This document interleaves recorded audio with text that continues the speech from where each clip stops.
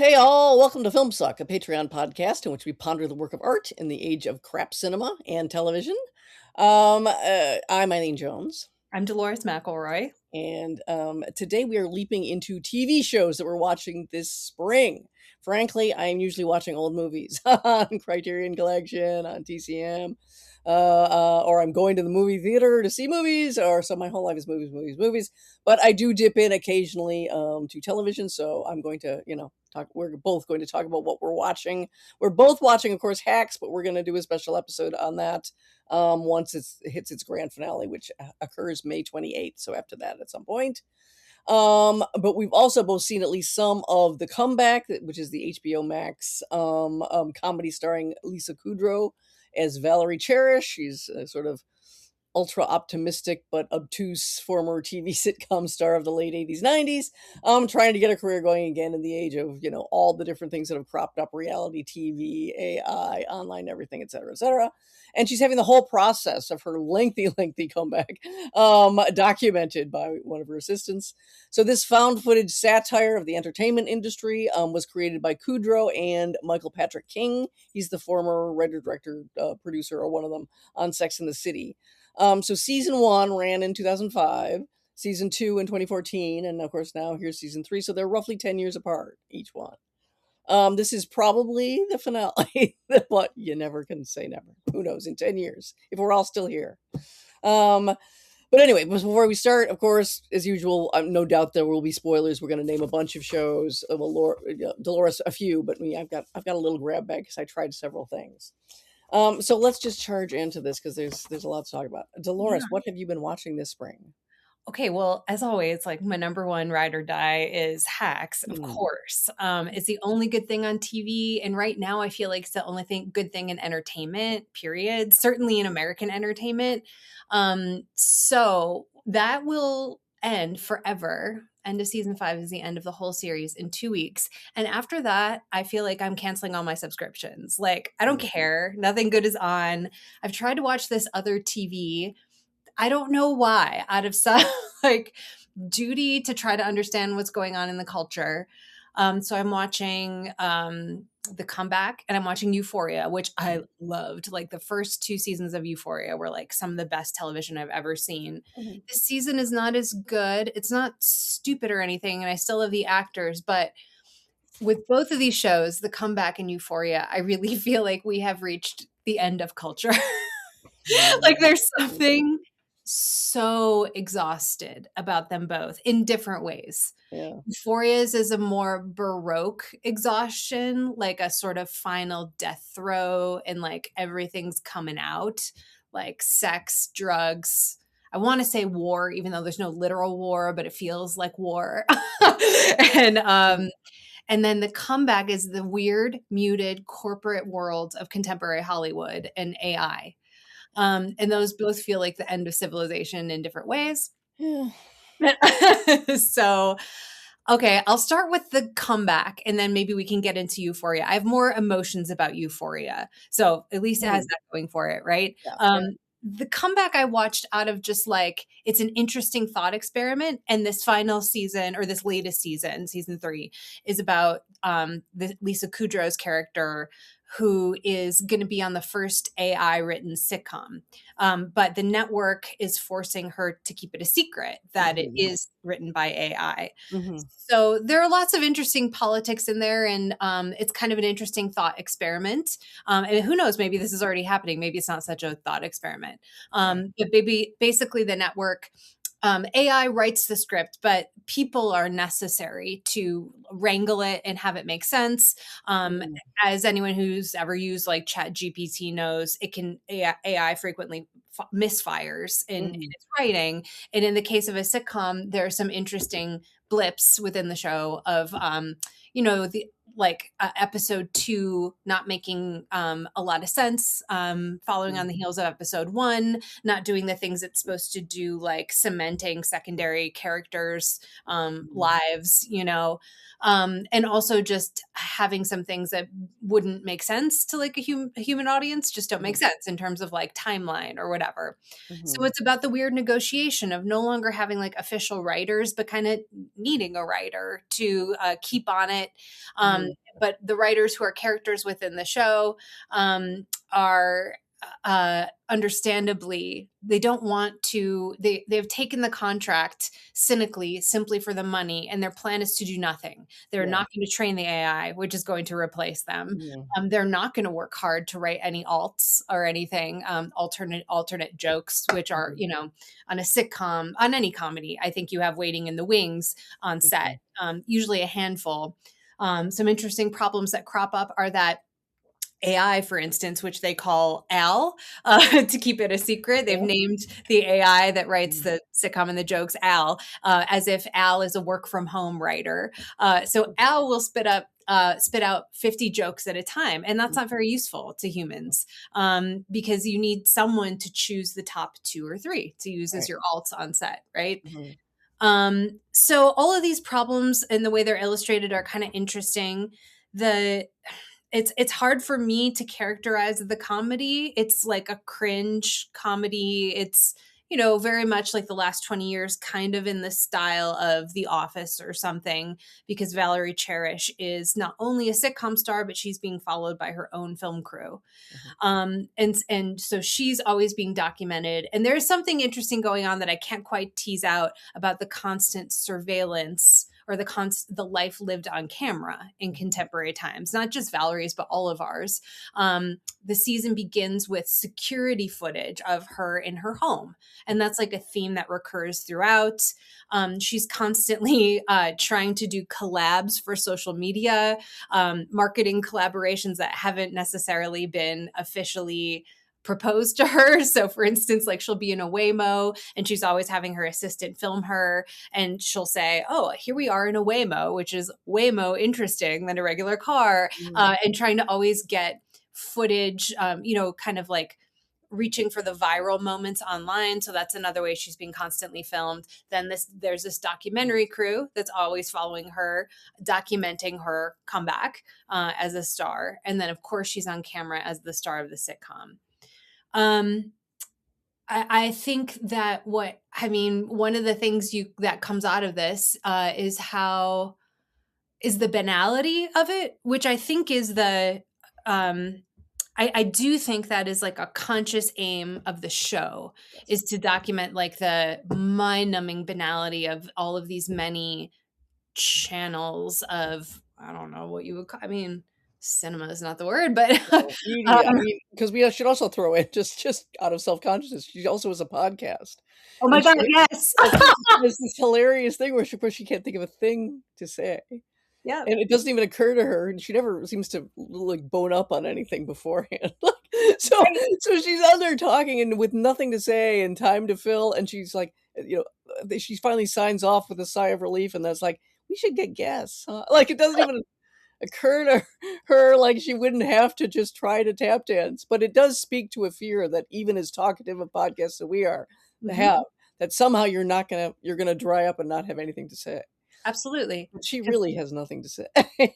exactly. So it's a world of content, content, Yeah, content, but yeah, it's contentless content, yes, yeah, right? That's the world in which we live. yeah, So it's being on camera for the sake of being on camera because that's what you do. But of course, you're constantly wondering, like, what the fuck is this contributing to anything? And mm. actually, the old school world of the sitcom comes out looking pretty good. All of a sudden, right? Yeah, at God. least those were comforting. Mhm.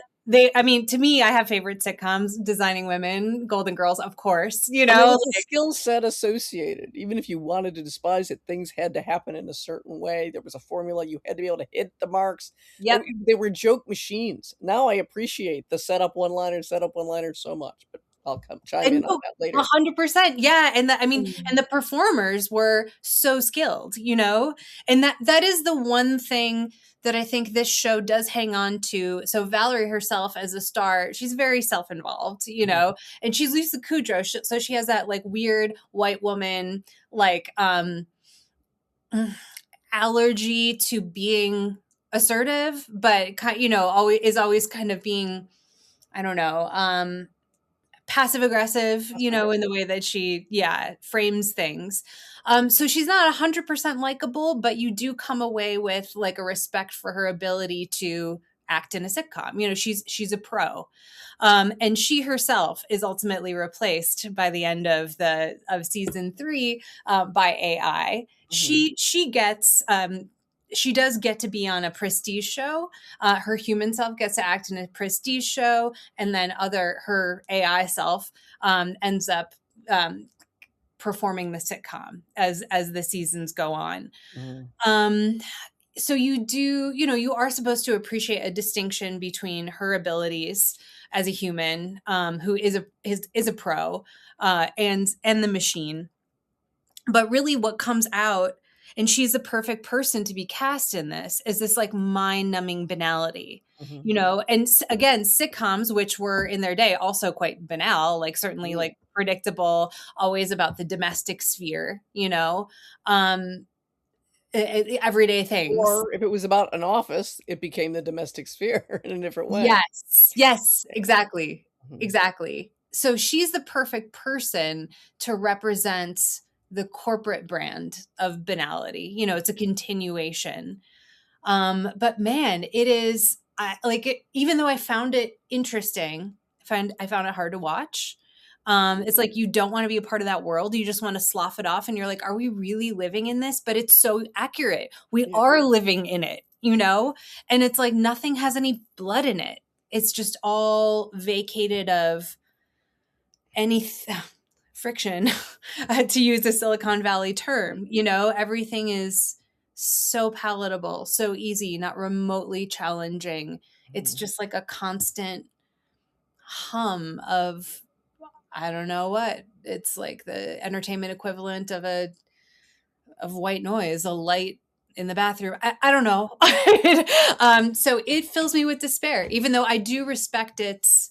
I do think it's very self aware of the contemporary moment. Woof! What did you think, Eileen? About the I'm with you. I meant to watch more of it, and I could not force myself to watch more of it. It was exactly as you say. It's so well done. It's so well observed, and it Mhm. just is relentless. It seems to be trying to cover every phase of the entertainment world. I mean, there's a thing where she's in a Broadway show, but it's the dumbed down Desperate Housewives version of the musical Chicago. And, of course, she has none of those skills, none, Uh-huh. none. To the point that she's doing a number, she's sitting on somebody's lap, and all she has to do is bob her head, admittedly fast, to a tempo, to a musical number, and she can't do it. There's none of the so everything that, people who are stage actors say about movie and TV actors is really brought to the fore. Like, you can't really do anything. We have to learn how to do things on grueling schedules that are live performances, completely. We have to sing and really dance and learn to act in a sustained way. You Yes. don't have to. And so it's just laid bare. And she's supposed to be opening the next day. And she's like, she doesn't know how to do anything. It's just the most harrowing, and she wants desperately to get out of it. I mean, it was a very telling scene. All of it's just ludicrous and unsalvageable. The whole project is in itself awful. We're Yeah. doing a dumbed down version of Chicago. What even is that? Yeah. And then she's in it for God, why? Surely there are talented people with some sort of name. She's like a B to C lister at best. But this has been a thing, right? Since the 90s, like all these random TV people in Chicago. Show up in Chicago, exactly. So it, Yeah. again, very, very well observed that this is happening, as idiotic as it is. But she wants to get out of it, and she suddenly develops a political sensibility and a conscience, and is suddenly like, I don't feel comfortable working on this while our writers are on strike. Yeah. Great actors. So all of a sudden, this gives her the excuse she wants to get out of this awful thing, which is going to be a disaster. And so suddenly there she is on the line striking, because this is what she's used. And she has to pretend to mouth along with everyone. Things that she knows nothing, cares nothing really. But all she really wants is to get a shot of herself with Fran Drescher, who's out there, of course, is the head of the Writers Guild. Yeah. And, the president. And it's mortifying because all she wants is to get a good shot, to have her assistant get a good shot of the two of them, and she keeps rejecting shot after shot, and Fran Drescher is hanging on to her patience as long as she can, and it's mortifying. Again, cringe comedy, you even feel a little outmoded saying cringe comedy Uh-huh. because it's just comedy now. There's so much of it. It's been popular for so many years. It's kind of like what isn't. It's almost Yeah. rare. Well, I'll get to what isn't. I'll talk about one of the things I've been watching that I used as a cure for this because I'm just like suddenly I don't want to do it anymore. It's It true. seemed so intense when I was first watching. You Uh-huh. know, what's his face? Is it Nathan Fielder? Fielder? Fielder. Yeah. Watching him, it just seemed ground. Oh my god! And somehow had seemed a seeming profund. Now I'm just it's so played out. Like Mhm. everything, it plays out in these tinier and tinier cycles. Mhm. You see so much of it, and finally you're just like, I don't know what this is, other than I can't get any more demoralized. I just can't watch lives of endless humiliation that somehow aren't humiliating because the people are just like so vapid or Yes. clueless or whatever that it doesn't even register. And this is the defense. I've been reading pans, tributes to the comeback because of course it's everyone thinks it's the end. For certain groups it's quite revered. It's hugely popular in a way I just was not aware of, but it's got a huge apparently a huge following. And the tributes are fucking crazy. They're all about how great she is. Isn't she great how she stands up for herself? I'm like, does she? What? Isn't it great how she just won't let herself in the end be humiliated? I'm like, it's nonstop humiliation, but it just rolls right off her. I mean, Right. that's Lisa Kudrow's defense. I have a quote. She says, Valerie is saying that you have to sign up to be humiliated, and she never signed up for that. So in her own mind, she's not being humiliated when she's constantly being. I'm like, what? Right. Very early on, when we know that this is what we wanted to say, because it has been something that's been brought up since season one. Actors and people who watch the show always come up to me. This is again Lisa Kudrow in an interview saying, "Oh my God, it must have been so hard for you to film those scenes. How painful. How did you do that?" And I always pause, like blink, blink, blink, and say, "What? No pain because Valerie spins everything. As I've gotten older, I realized it's called coping and creating your own reality to adapt. A lot of the work can be tough, but it doesn't mean it doesn't have to be tough. If your attitude is just to go with the flow." She's delusional, Wait, and that to me yeah, was the critique. last line. People can be mean to Valerie, and yeah, she clocked it, but because it doesn't serve her, that's their problem, not hers. And earlier in the interview, Lisa Kudrow uses the same, it doesn't serve me, about something about reading comments on anything she does because they might be mean. I'm like, so there's therapy speak that apparently she really means this. And I'm like, I'm sorry. You can be maybe not humiliated because that suggests you're feeling, obviously, but that she's trained herself to both clock. Is she clocking it? Half the time she doesn't seem to be clocking anything. She's in a world, such a debased world, that it's Mhm. built into the world. And she's just trained herself not to really care or react or see or know. That's part of her grand unknowingness, which is so immense, so complete. And, Lisa Kudrow, to me, the most inspiring thing is Lisa Kudrow is unsparing in Mhm. her portrayal. She is a great comic. Mhm. She'll do expressions on her face that they're so accurate. Uh-huh. And they're so frankly unattractive. She does this thing with her nose that's just, like, registering this kinda, like, awful half smile of incomprehension at something awful that's happening, or Mhm. willed incomprehension, however you wanna put it. So she's just going all out. She's nailed this thing down. There is no question. She's seen these people. She knows these people. She knows she's been in these scenarios. So she knows exactly how to just jab it in, the ice pick into this thing. But it's relentless. And Mhm. everyone in her world is like this. Practically. I mean, you've got the little lowly assistants who get that blank, deadpan questioning, like, isn't this insane look? But they also go with it. Everyone Mhm. goes with it now because what else are you going to do? Mhm. It's all taken over the whole world. The whole world. It just spreading outwardly has become variations on it's all going to be awful. Everyone's going to treat each other horribly. Everyone's at various levels of it, trying not to comprehend it because it's too terrible. And Yes. you just have to keep going into the next horrific, obviously corrupt and awful, humiliating scenario. You just have to keep going. Her husband is a version of the same thing, except he's Yep. even more helpless. She has to keep helping him. He's supposed to be what? Some big financial expert, and she Sure. gets him hired on something. But they're both just like, it's all about status. It's all about trying to eat in a fancy restaurant. It's all about seeing people, who are outrank you, who are celebs, that's Mhm. what you care about.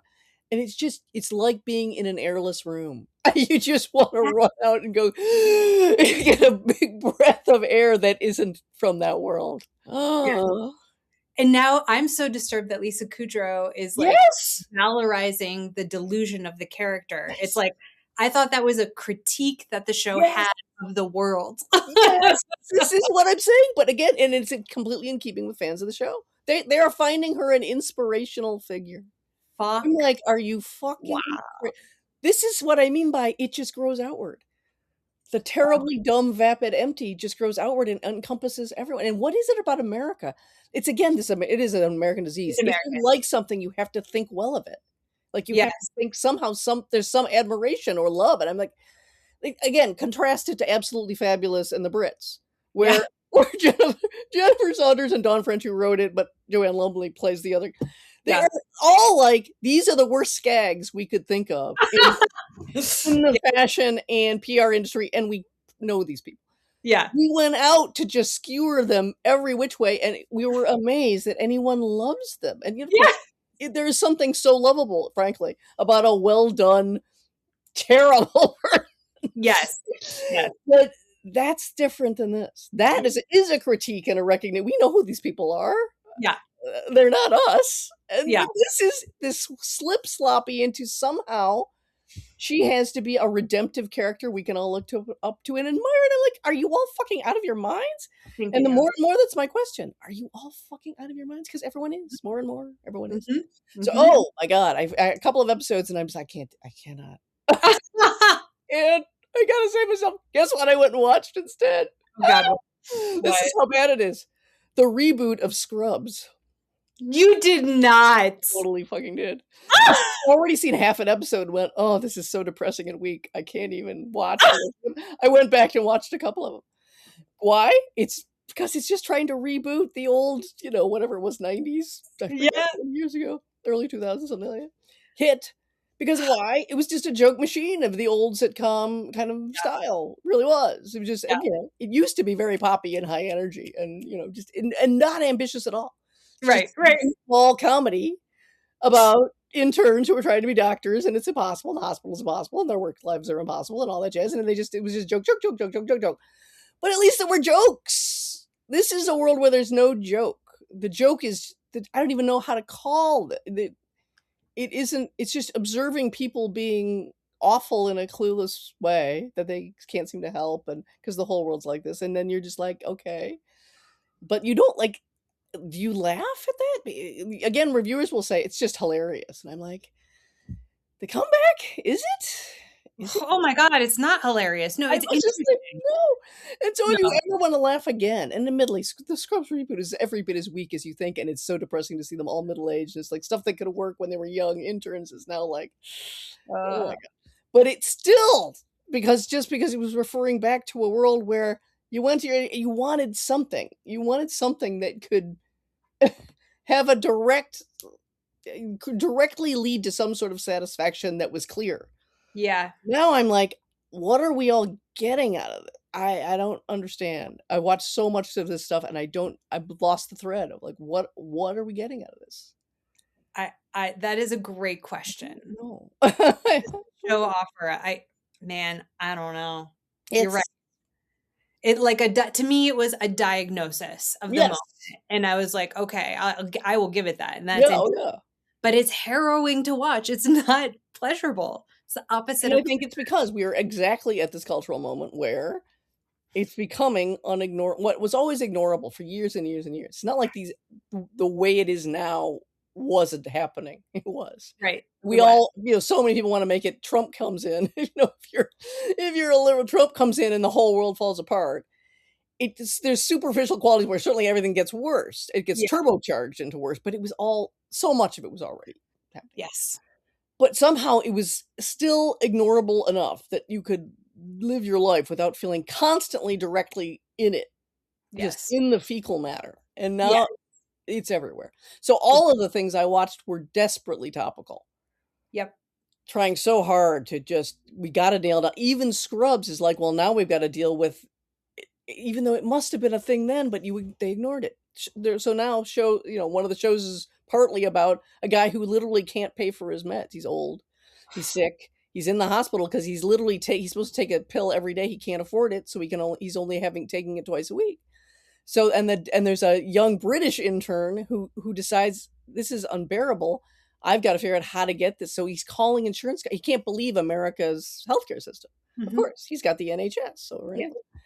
So he's just like, how can we just this guy's gonna die. He's gonna keep coming back here and then he will die because he's gotta be on these meds. So he's on the phone and he gets into trouble because he goes into he's this very nice, mild-mannered little British guy, goes into just a screaming rant at some insurance company because he can't get the guy meds. Mhm.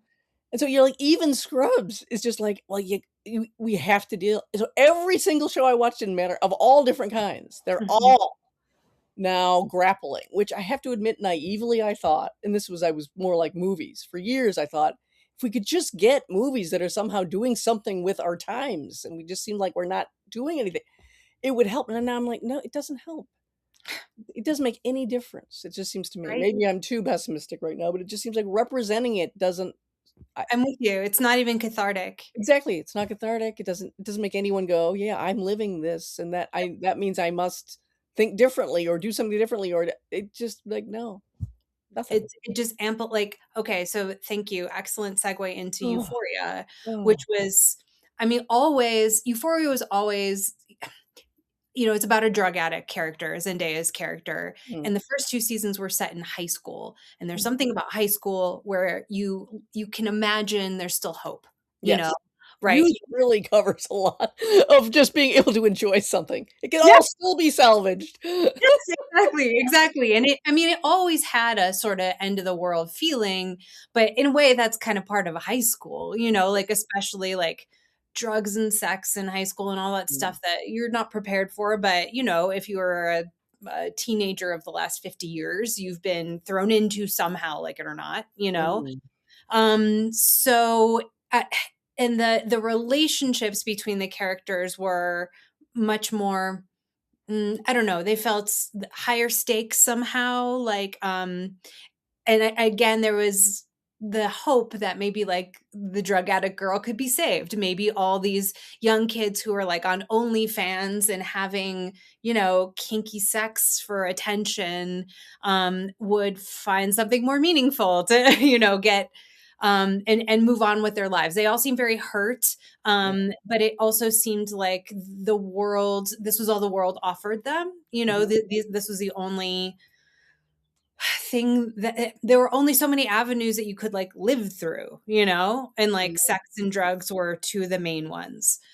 yeah, Now, like third season, a couple years had passed. There were 2 special episodes during COVID, which were like incredible. But okay, so now we're in the new season and it's just the death drive on steroids. It's like everyone. So Zendaya's character is still an addict. mhm, She's running drugs. She's working for super dangerous drug dealers who also run a strip club. Everyone is prostituting themselves in some way, every single character. So Zendaya's girlfriend. Oh my god, I cannot think of her name. Oh my god, Zendaya's character is Rue. Okay, well, the character who's played by my dumb brain, whatever. The trans girl mm, is herself. She's in art school. She like dates older men for money. Um, the all of the names. Okay, there's Jacob Elordi, and who's the really famous blonde girl in the Levi's commercial? Why am oh, I it? Sydney Sweeney, Sydney Sweeney. yeah, They're married now and they're living a life of hell. They live in like a sort of Graceland looking 1970s suburban mansion. mhm, Jacob Elordi's character has he's in trouble. He owes money to dangerous people.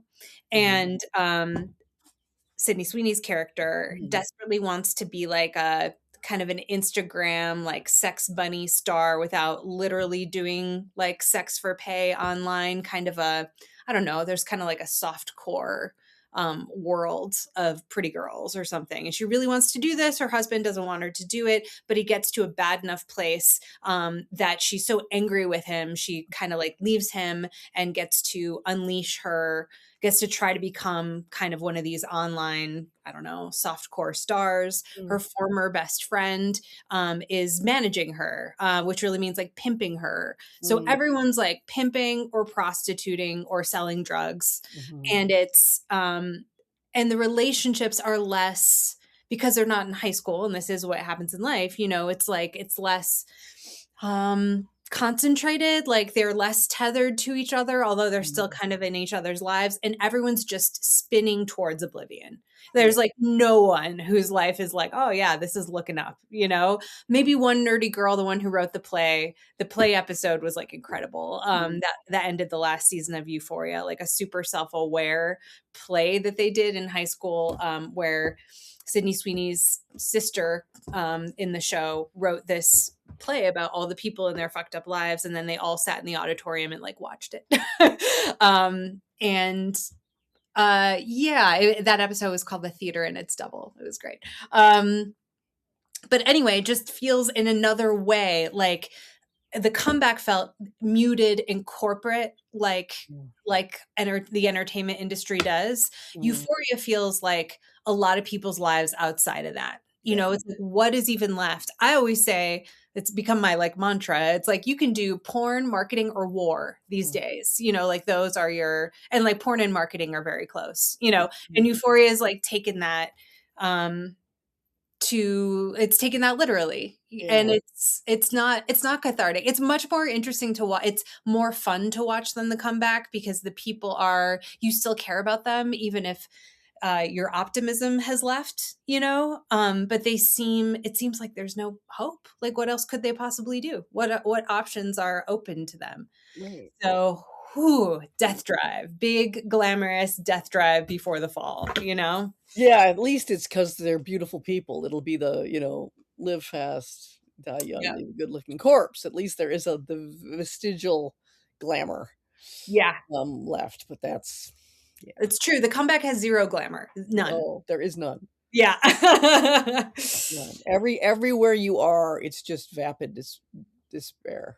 But it's all sunny and pastels, and it's all bright looking. But again, in that corporate world of brightness, and no one knows why they're doing anything. The comeback, she winds up, she thinks she's in a movie, and she thinks her part's bigger, but it's really... She doesn't even know what her part is. She shows up to do an indie movie with hardly knowing what her... So anyway, she's doing it, but it's in a senior citizen home, and she winds up... I forget what happens. What is the disaster that happens? Somebody has a heart attack in the middle of it, and she's not sure if it's a bit or not. Is it a bit? Is it a bit? Oh, it's not a bit. And they're like, we're not going to be able to shoot the rest of the day. So she gets out of that. But wow, the thunder is really dramatic. Ooh, that's cool. Yeah.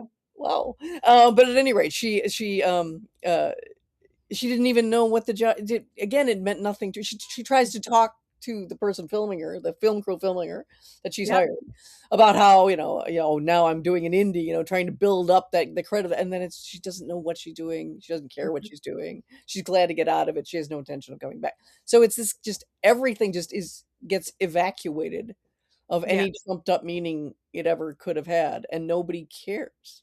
So you're just like, bah! Anyway, so yeah, this at least has a concentrated and still kind of, it sounds like it's still emotional look at the end of the world. It's going to be, I think, would be easier. Yeah. But you just move on. So Beef, the second season of Beef, which again I've only watched. I've only started watching it. I don't think I'll finish it. I managed to get through the whole first season. It was me too somehow. I also hated it.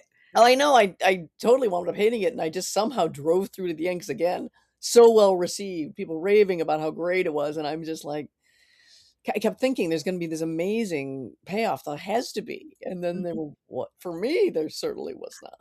Nope. If you don't, just it's just, and season 2 is the same thing. There's going to be some intersection of people who wind up in a conflict that starts small and rages out of control, and it's more of the it's just a variation on everyone's going crazy Mhm. under pressures of the world. So it started off the first season with Ali Wong is a wealthy woman, but with career pressures of, I believe, Chinese and Vietnamese descent, and she winds up in a little car accident with Steve Ewan's character, and he's working class. Yeah. And it's just a class based, traffic based, Yeah. road rage based, and then class based, and then it starts trying to complicate this, but it blows up to the point of just like beyond belief attacks on each other and blah blah blah. Okay, the second season, and again, they get great people, for any of these prestige, TV things with the movie industry. So, blah, shaky, tanking, whatever is happening, it's not good. They just get amazing. So it's Carey Mulligan and Oscar Isaac are playing a couple. He's now managing a huge country club. So again, apparently quite affluent, though really they're terribly in debt. So it's all superficial, this wealth that they have, and the career pressure is ungodly. And I believe she's a South Korean owner is coming to inspect the place, and she's going to hate everything that they do. Carey Mulligan's character is doing, British versions of high style, and she winds up with a colonial theme. And then, of course, it's like the woman owner through a translator is like, she hates colonial, everything to Yeah. do with colonial, so this all has to be redone. So Yeah. anyway, they wind up, this couple is under all this kind of pressure, and their marriage is falling apart, but they have to preserve this desperate facade of everything being great because they're working together as well. Wind up in conflict with a young couple who are barely getting by, who work at the country club in lowly jobs. Mhm. The young couple, through a fluke, wind up looking in the windows as the affluent couple are having a fight, and it looks as if they're struggling over a golf club. It looks as if he had been wielding it against her. It was the opposite. She was smashing in a rage all of his possessions with Mhm. this golf club. So they see this, and at first they're just, what do we do? Should we call 911? Is he abusing her? Oh my god. And there's all this stuff plays out. Then of course, the guy who's the manager of the club tries to find ways to find out what they're going to do, and to sort of literally buy them off, or in some implied threat way get them to not to say anything, do anything. Anyway, ultimately it almost gives them the idea of what they're going to do. Turns out she needs an operation. They can't afford it, so she says they're going to use what they, and I think where they, is it on film? Yes, because he had his phone out. So they've got a film clip of them having this shrieking Mhm. fight. So they're going to use it as blackmail. So, this is the first episode. You can see this is going to get into an escalating series, and everything's going to wind up being a disaster for everyone, and blah, blah, blah, blah, blah. Do I want to watch this? No, I don't want to watch this. That it's all about, even unless you're like filthy rich class, even the wealthy, the affluent, shall we say, and Mhm. that you certainly get this kind of commentary even among affluent people. They feel hard pressed, even if it's laughable, Mhm. because no one's ever got enough. No Yeah. one has ever got enough. Now, just the feeling you can't have enough. You can never be secure enough. You can't have enough homes. You can't have enough safe rooms in your home. You Mhm. need an underground bunker. It's just, there's no safety, there's no security, and everyone hates everyone. Mhm. Because of course, it's just like how quickly the young couple move into, we need this money. Seem like we're basically decent people, but the rhetoric is already there to say, how dare they, the evil rich, blah blah, and he's an abuser, and then they're right in to blackmail with no hardly a stutter, Mhm. just smoothly moving into it. So again, it's just a portrait of no one can cope. Everyone is being driven to desperate extremes. Yeah. But the idea that I'm gonna watch this for whatever, 10 episodes, I just And no one's I mean, the younger couple are sort of like well, I also watched a couple yeah. episodes. Oh, and I should say it's And Kaylee Spaney and, again, great cast, Charles great. Melton. These are all great actors. Yeah. Yeah, an amazing, like, very sympathetic younger couple, but Yes. Carey Mulligan and her husband are, they come off as disgusting. Oh, they're awful people. Oh, yeah. They're absolutely Yeah, awful. So yeah, even if they are being driven to the wall, it's hard to feel much for the type, exactly. because You're like, "Oh, they're vicious to each other, like, above and beyond. Their whole way of dealing with everyone is condescending and mean, and you're just like, "Yeah, you're awful." yeah." So you're unsalvageable, and the young, but you're going to watch the young couple get increasingly unsalvageable themselves in the desperate interactions with these. And it's just like, yeah. So What is it's this more offer? of this. There's no one to cling to. I hate to even go to something that I scorn. This idea that someone has to be likable. People Yeah. don't have to be likable, but they have to have something that makes you want to follow their progress through the world. Yes. And you can just tell this is going to be like, okay, I no longer want to follow the progress of any of this. This can't go anywhere good. There's nowhere good for it to go. Yeah, I think the difference is, I mean, I'm thinking back to our episode last week about Mhm. The Devil Wears Prada. Yeah, yeah. I mean, neither of us like Meryl Streep, and I sure Mhm. wouldn't want to work for Miranda Priestley. But there is something about at least that's an old-fashioned character. It's Mhm. someone that is not likable, but they have standards, they have things they care about. That's it. You They know? have things that they love, things Mhm. that they felt invested in, even if they turned into monsters in the process of their version of investing in it. She has some feeling for a world of aesthetics.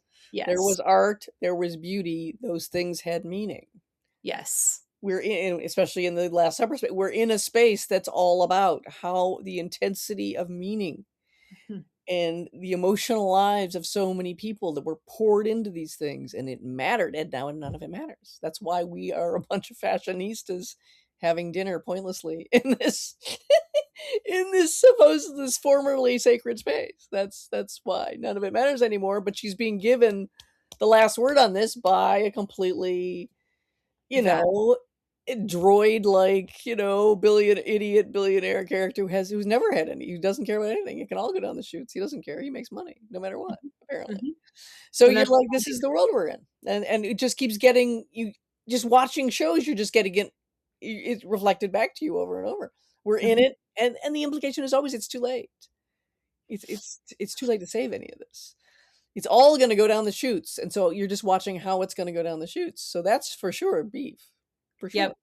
Yep. Because even if the young people, with the young couple, I don't know, somehow wind up doing well in the end, they're not going to be the young people who were young and innocent and in love and Yep. felt that they were decent people. This is all going to be destroyed. I mean, and you can just move down the list. Margot's Got Money Troubles. A David E. Kelley sitcom's gotten a lot of press. And again, fabulous talents involved. What's her name? Fanning. Elle Fanning Manning. Yeah, Elle Fanning. She plays the daughter of a former Hooters waitress. That's Michelle Pfeiffer. And a professional wrestler and former addict who's newly released from rehab. That's Nick Offerman. They're living in Fullerton in Orange County, which is in Orange County. And Margot is struggling to become a writer, but she's going to Fullerton College, not exactly the most reputable. And she winds up a writing professor easily cons her into bed by telling her how great her writing is. And she gets pregnant by him. He very quickly, ghosts her, and she decides she wants to have the baby. Her mother did the same thing. Her mother got pregnant with her by someone who wouldn't commit. The wrestler guy never married, went off, did his thing. So there's just all these people living disparate lives, repeating their mistakes. And so now she's going to wind up, I haven't gotten to this part yet. She's going to wind up turning to OnlyFans as a way to support herself and the baby. So we're just echoes of what are you going to do? Are you going to go work at Hooters? I Mhm. think, what does anyone do? Mhm. But it's a David Kelley. It's too posh for what it is. If you think of a talented filmmaker or something getting a hold of that same material, Mhm. it would be a lot, what? I don't even know, scrubbier Mhm. and more sun-baked in a not good way, and this has just got a posh feeling about it. I mean, Michelle Pfeiffer as the former I'm sorry. You can give her That's the most bad, human. dark Yeah. roots on her blonde hair and too long press-on nails. She looks like Michelle Pfeiffer. Yep. You got, this elegant bone you're just like, I think she might have even come out of Orange County. It doesn't matter. Uh-huh. Dang, she comes from somewhere in California. She just doesn't bring that kind of low rent quality. Yeah. She can't bring it. Yeah. Frankly, neither can Elle Fanning. Right. Nick Offerman's the only one who's going to be able to lodge this in the working class somehow. Yes. But you're Yeah. just like, okay, so this is the posh vision of being not fully down and out, but pretty down and out. Yeah. And Yeah. it's all heading downward. The feeling that everything is just heading into more and more hopeless avenues of you're going to wind up on OnlyFans. You're going to wind up in this desperate scrum to make Mhm. any kind of money any way you can. Mhm. So, I mean, I watched one episode. Will I be back? Of course I won't be back. I have no desire to see the posh, but, version of what working class Orange County looks like. No. No. Yeah, there's nothing. I mean, that's the hardest thing about this moment. It's like you try, we try to keep up with what is being lauded, and you get in there and you're like, oh, this all Oh, sucks. oh, yeah. It's, I want desperately for not this to be happening to me. yeah. That's the feeling. And it's so bad because, films are so bad. It could be I just had the worst couple of months. It's been so bad that most of the reviews I've done have had to be pieces on things like what's happening on the Criterion Collection, or again a kind of a think piece on some aspect of films or an old film Mhm. or whatever. I'm constantly having to, or I'm even going back and having to review something like Lord of the Flies, this Yep. very fancy, very posh, very arty version of the famous William Golding book that got assigned to generations of suffering school children. Yes, of course. And well, it's now got the arty fancy version of it Mm. playing on Netflix, and it's 4 1-hour episodes. 4 hour. You could read the book in two. Yeah, exactly. The reason it got assigned to school children in part is because it's streamlined as hell. I mean, it just Yeah, moves to children turning to utter savagery yeah. on an island where there's no adult supervision. Takes no time at all to get through. This, you linger over it. You can't think of an arty effect that isn't being used. Oh my There god. are fisheye lens works. There are fancy montages. There are flashbacks that get all arty and blurred. There are there's so much work on the color scheme that sometimes it goes all the way to black and white with a splash of some symbolic color, sometimes cranked all the way up in saturation, plus CGI, so that the whole Whoa. forest turns blood red. How symbolic. Oh my I mean, not forest, god. jungle. It's a jungle, so the greenery should be everything. So it's red, of course. No. And it has the weirdest effect. It's like there's an aesthetic gloating over this material that I'm like, you don't want that. Children are gonna die. They're gonna kill each other here. You don't want people going, oh, let's get a really arty shot of that. I just like nix, nix, nix on that. But Yeah. there's just no, because why? Because there's the usual no feeling and the vapidity behind it. Oh my god. The guy who writes this it's Jack Thorne, who's already done Adolescence, which I haven't seen. Oh, It okay, was I a saw that. huge critical fave, and he's Yeah. really obsessed with what happens to boys in our culture. He's Uh-huh. one of these people who feels that, wow, this toxic masculinity thing has really gotten out of hand. Well, it has. Well, no, he means the use of the term. Oh. He's one of Huh. those, Huh. where instead of going, "Look, yeah, there's a reason we even that this term even arose, it had to Uh-huh. be addressed. We're living in the manosphere It's the worst moment. Epstein era. I mean, Yeah. it's worse all the time." But his objection is, "Oh yes, you can't even talk about masculinity anymore without people trying to add toxic in front of it." And he's really, really interested in how complex it is to be a boy, and on about how complex. And like, if you just say it's complex to be a child growing up now, Mhm. if you'd ever get no interview after interview, it's just, oh my god, the plight of boys, and I'm like, oh, you're one of those. One of those. So anyway, I'm so not with and there's more. It's all about how, this is I won't even get into it. It's in my review on Jacobin if you want to read it. But it's just the whole thing. Again, repulsive in yet a different way. There's just so many ways to be repulsive. Maybe all of us can't help it. Maybe it's just such a repulsive world we're all sucked in, and we're all just gonna hopelessly, helplessly be disgusting to one another, and there's no way around it. Let's not. Let's not do God. that. It's I bleak. didn't I saw Adolescence. I did not see Lord of the Flies. I did. I mean, I am moved by it is sad what young men have to go through. I mean, patriarchy is not just like Oh, yeah. doesn't mean men. It means a system that men are subject to as well as Also women. subject to, also terrible from warps everybody. Yeah. Yes. But the Yes. idea that your heart goes out to the boy and Mhm. there's a dead girl There's a is dead just like, girl. Isn't that exactly the thing? Yes. There's a dead girl. Yes. um, Yes. hmm, You bet. You bet. That's interesting. So I mean, I did think Adolescence was done really well, and it mhm. did not have the pretension It of wasn't doing the fancy arty. well, it did do each episode was a single take. Oh, and in this one, each episode is from the point of view of one of the four main boys, who are all, admittedly, all in Lord of the Flies, all Yeah. symbolic already. The Yes. book is just like, archetypes moving around. One represents Christian spirituality, one represents scientific rationality, one Mhm. represents the rise of fascism. It's why everyone had to write those little essays.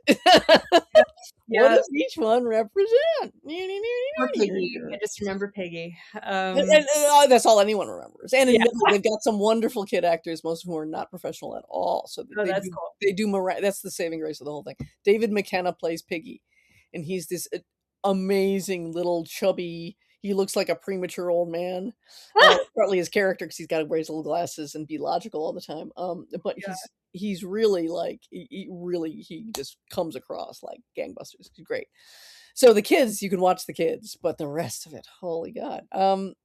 Anyway, so for who knows, maybe it just all fed it on each other, and I wouldn't have hated them if I hadn't watched a bunch of things in a row. But Yeah. I did, and it was just like this fucking culture.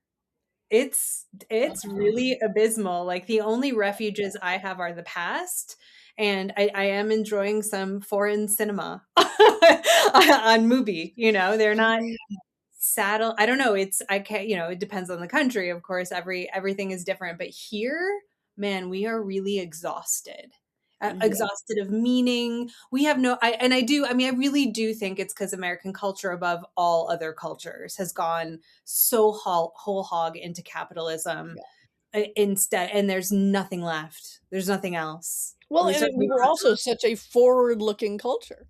The have. whole thing about America is like going forward, the amazing things that are always ahead of, and now whether people No, admit it or no not, longer nobody that. believes this. Yeah. Nobody, you can feel the decline, you can see it. It's literal. It's Yeah. happening all around you. Everything works worse Yep. than it Yeah. used to. Everything. It's harder Everything. to do everything. Everything costs more. We're just the decline and fall is so manifest now. And for young people, God help them all. I know. What the heck they have to look forward to. So what do you do with just all that entrenched American optimism that was always about the next generation? Think of all those 30s, 40s, films about immigrant parents, usually mothers.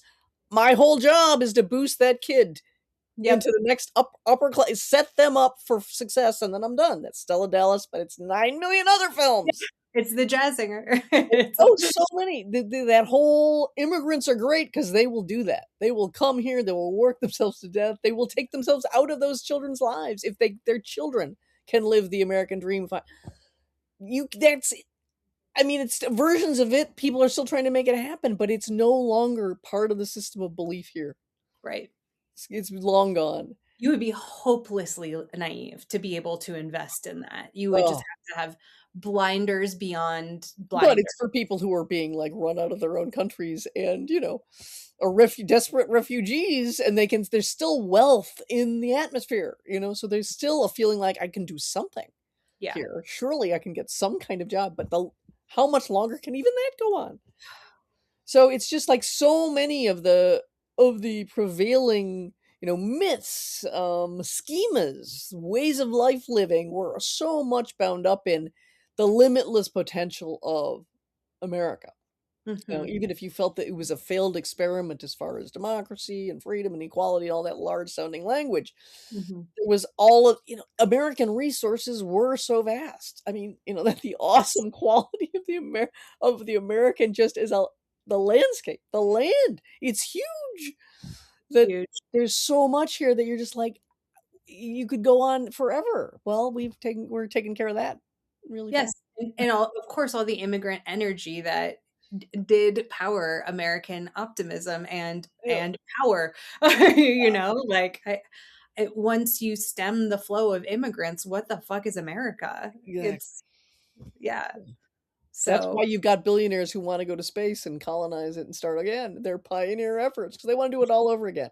It wasn't horrible enough what happened here that they wanna do it again. And you're just like, it's yeah, how psychotic do you have to be? no one thinks to repair. No, All we do to is repair, to exhaust and nurture, leave. to steward. Let's take Yeah, what we have and make sure it can thrive. Fine. No, I know. I'm telling you, the plot of Interstellar yeah, foretold all of this. We yeah, don't care about Earth. It's a used up country. Let it burn. We need to be pioneers. That's what America, literally, there are lines saying it. So we can go out and colonize other planets, and that's what Americans are, and we need to recover that. And I'm the alone in the audience going, yeah, what? Let it burn? Like, not one backward glance at the planet Earth as anything that was even worth having. It's just used up like a disgusting Kleenex, and you just toss it away. Go on to the next place. There's a Simpsons episode about this. They so completely destroy the town that they just pick up the whole town and move over to the next town. At the end, and they're going to destroy that town, and then they'll move on to the next town. mhm, Yeah, well, mhm, we're running out of towns. We're right, running out of land. We're running out of everything, and so there's nowhere to go. So going to Mars ain't going to cut it. Sorry. So yeah, that we can get all of this out of watching some TV shows is amazing, but it's permeating everywhere. It really is, to the point. That's what I mean. It's very hard to get into the cul-de-sac that you love, the area that you love, the field that you love, and just feel like you can be there. Used yeah, to be able to. Used to be like, oh, great. I want to study whatever. I yeah, want to study art. I want to be a journalist. I want to da da da. I want to be a published author of novels. And you could go into your little world and work away and feel like I can get all sorts of satisfaction out of this. Now there is like no place you can go. I can't think of a single place. The academy used to be the refuge for all of us misfits. yeah, We just felt like, oh boy, do we ever not fit. But you know where we can go? We're nerds. We love shit, esoteric shit. We're smart. Thank God there's someplace we can go. Well, now that's that's dead. dunzos. Yeah. So what's the haven? I don't even know. A religious life? Can you become a late life monk? More and more drawn to it. It's kind of unfortunate the options that are in place. Yeah, you'd be thinking, how can I develop a late life belief in God or something so I can join up? I just like, where do I go to get out of this? So I don't have it's the seeping in. There is no getting away from. And then the mind just starts spinning out on, I can see what's happening here, and it's tied to this, and it's tied to this, and it goes out to an infinity of destruction and despair. I know. And this is every conversation with friends who get together. We're trying not to. We're not going to talk about this because once you start, Yep, it yep. goes. Oh, anyway, It's sorry. From no, spring TV to but it's not a stretch. You're right. It's there. It's in our face. It's super hard to maintain sanity, and it does feel like even if you go and into your backyard or do something gentle that is in the world, you're like keeping it at bay. it. Yeah. Is it. So Yeah. it's Really. true. You can still go into your little haven, but you feel embattled even there. It's just like Yes. I'm trying to shore up The the despair. little the little barriers around me because I can feel the tide washing in on it everywhere I am. Yes. I think we're gonna have to end with that, guys. Sorry, this is so despairing. I never thought it was going to be this Don't bad. worry. I was literally watching the reboot of Scrubs. That's how bad. I Okay, mean, there's one good TV show left, and you can look forward to next week when we cover it. we will talk about it. It is good. It Finale does. of or series finale of Hacks. It Oh my makes god. you feel a little better. And Anyway. that's it. That is it for the episode we are entitled, and this is so hilarious that this is our title, Spring TV Potpourri. Because I don't think we even realized at the beginning how dark this was going to get. But we thank you, dear listeners, and of course, thanks to our subscribers who keep us in streaming services that we're about to pause. If you're not a subscriber yet, but you like what you hear, please consider signing up with Patreon from all the film site content instead of just the half that's available in the public, including this one. This will be up on. Oh, and half is also available to view on YouTube, including this one. Sorry. You can follow News of the Podcast on Facebook, Instagram, and Blue Sky. Join us in 2 weeks for more happier film site conversation. And until then, we wish you, nicer viewing experiences than we've been having. Sayonara. Bye now.